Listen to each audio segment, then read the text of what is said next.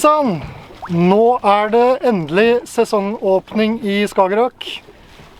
Litt senere i år enn vanlig, men nå det knallvær. Det meldt lite vind og sol i hele dag. Så jeg og Jørgen har pakket sakene og tatt turen ut. Det blir spennende å se om det fisk på de plassene vi pleier å fiske på i dag.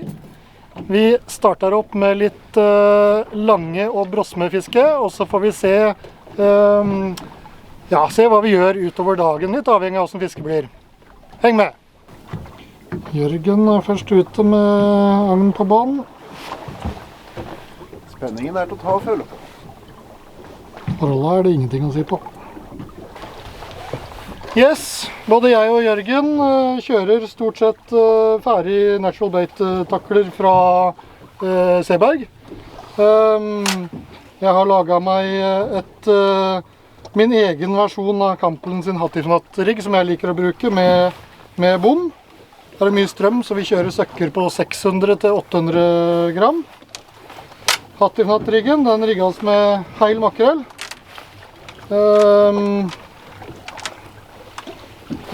Dødelig effektiv mot lange og brosme, min erfaring. Jeg har brukt singelkrok i stedet for trebledkrok, men begge deler funker helt fint. Pass på at krokspissen godt eksponert. Og så surrer vi bare med litt pangtråd.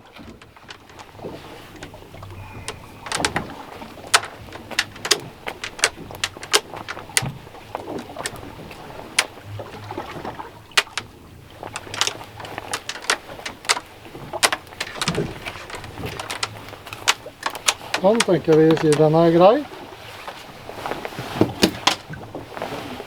I tillegg kjører vi et paternoster over bommen. Søvik, natural bait rigg. Kjører halv makrellfilet på hver av disse krokene. Og så fester vi det med kortenden opp.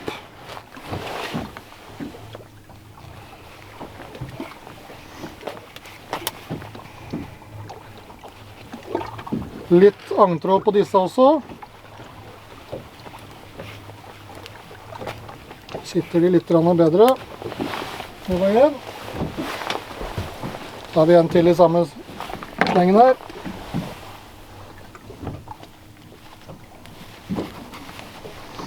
Det sikkert delte meninger hvordan den beste måten å feste disse filetene på krokene, men det jo ikke akkurat rakettforskning da. Hovedfordelen at den sitter bra, sånn at du slipper å måtte henge hele tiden. Så det en fordel hvis den kan feste den sånn at han har en liten flaps som kan ligge og henge i strømmen. Sånn. Når disse to klare, skal vi få dette taklet ut i vannet.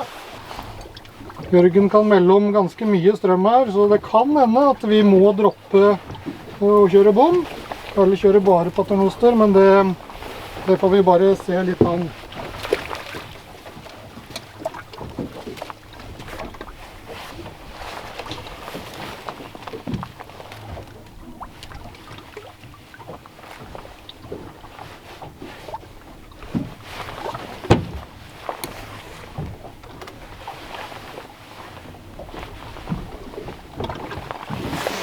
Stenger vi bruker, det jeg kjører Prey sin Spiral-ligger. 300 gram dette. Skulle kanskje ha 400 grammer, men jeg tror 300 skal gå fint. Så kjører jeg Daiwa LD 50 snelle. Og det utstyr som passer veldig godt til sånt allround-fiske her ute. Ned til 300-400 meter i alle fall. Så da skal jeg også bare få stanga, eller rettere sagt snøre ned på banen, hangene ned på banen, og så skal vi vente og se litt hva som skjer her. Når det kommer til ankring på dypt vann, så elmotor helt uovertruffent. Jeg har byttet ut min elmotor før sesongen i år, med den helt nye Minn Kota Riptide Instinct Quest. Helt nyutviklet motor fra Minn Kota. Har automatisk stow and deploy funksjon. Og den kraftigste motoren på markedet nå, med det lengste skaftet. Får de helt opp i 100 tommer. Jeg har 87 tommer, og det er mer enn nok på min båt. Den er brukt i et par måneder nå, og et par ordentlige turer, blant annet til Romsdalen. Har funket så å si plettfritt, og har veldig enkel integrasjon til Hummingbird sine kartplottere i One Boat Network-systemet. Via Ethernet-kabel, så ikke noe gateway-kit eller noen ting, det er plug and play. Rett og slett kjempefornøyd, kan anbefale, særlig hvis du har litt større båt og har behov for mer kraft og lengre skaft.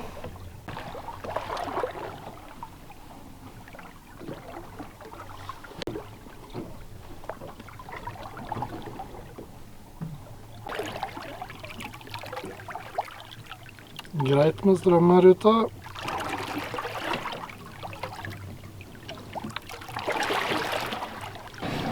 Dagens quiz. Hva har Atle fått på kroken? Aldri sett før. Ser ut som korall, men det er levende. Er det en slags sjøstjerne av noe slag? Jørgen har fått samme på sin. Den har rett og slett grepet rundt våtelauten. Du ser at den beveger seg. Ja.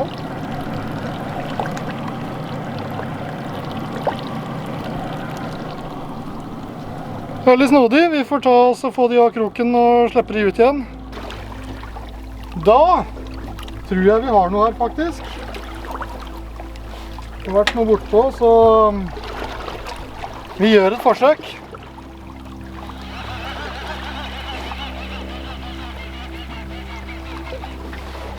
Der sitter den! Ja da! Herlig! Endelig! Åh. Vi har vært plaget med mye strøm, så vi endte opp med å flytte oss lenger sørover. Gått på ren brosmesatsing. Fisket jeg på rundt 550 meter. På en plass vi har fått en del grei brosme før. Så får vi se når dette kommer opp. Kjenner oss unektelig brosmete ut, så vi kan jo komme tilbake igjen med en statusrapport om en 10 minutter, kvarters tid. Nå får vi se da hva som er her.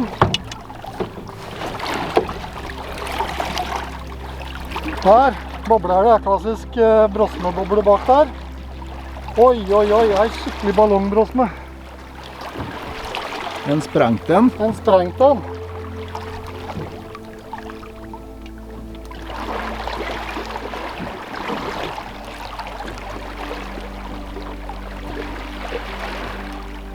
Hjelpe meg. Skal vi se, skal jeg ta mest av siden her?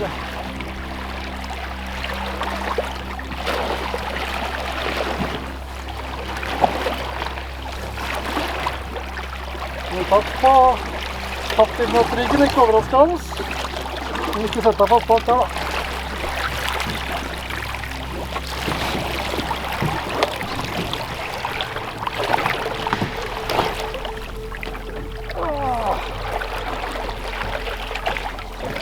Se på den!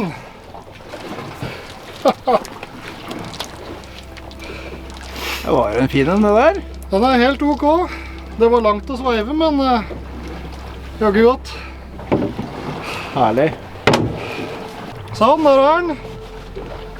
Det var ikke enorm, det var snaue 90 cm, tenker jeg. Men smakte godt etter noen tråde timer. Da er det Jørgen sin tur. Det har vært en lang og dryg dag, men... Ja da! Det er ting det. Det var jaggu på tide. Det var jaggu på tide.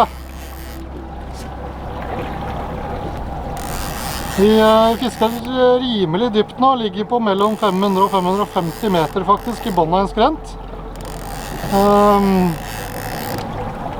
Jørgen kjører en Frey Jigstick 500 grams, en Saltiva LD60.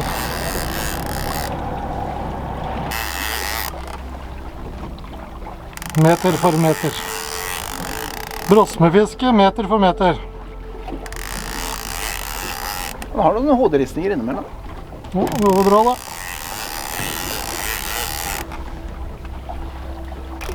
Da har vi fått toppshot. Nå tenker jeg det flytter opp et flak. Oi, oi, oi! Ja da! Den sitter den på opphengeren, eller?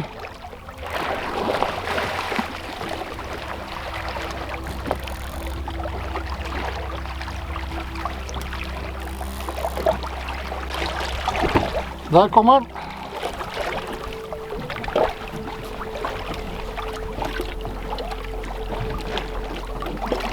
Det er voldsomt på strøm her, men det er fin størrelse på den her.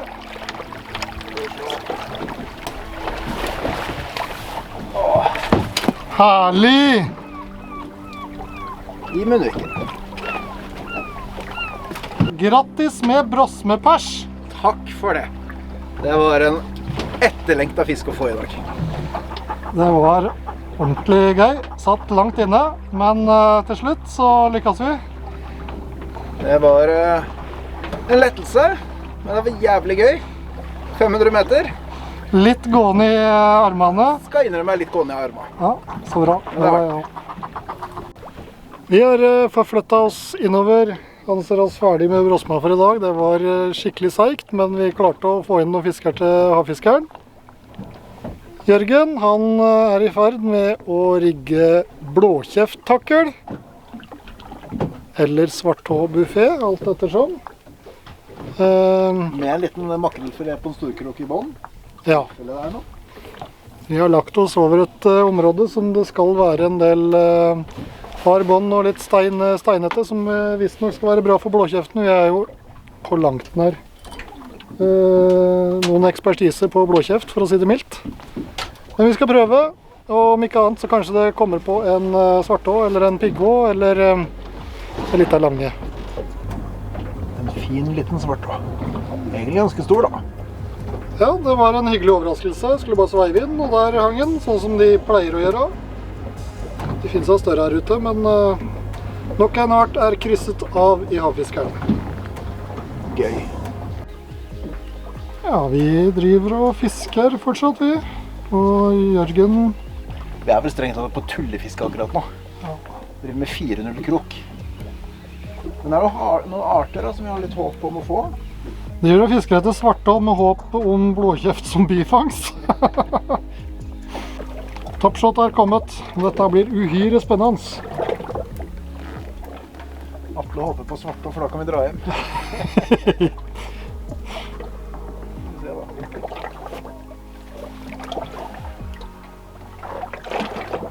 Det er jaggu meg en svarthå! En svær en. Det er en stor svarthå!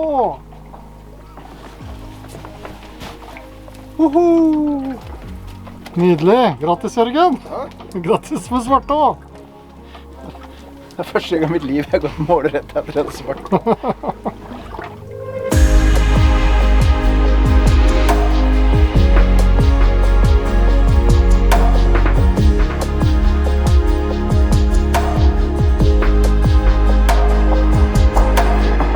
Da tror jeg vi skal runde av, ja. Det er en god plan. Det har vært en lang, men deilig dag på sjøen. Ja. Enkelt og greit, seigt, men vi klarte å dra i land 2 arter i havfiskeren. Jørgen med et snitt på 110 poeng nesten. Ja, nærmer seg. Ja. Så det var alt vi rakk i dag. Vi ses.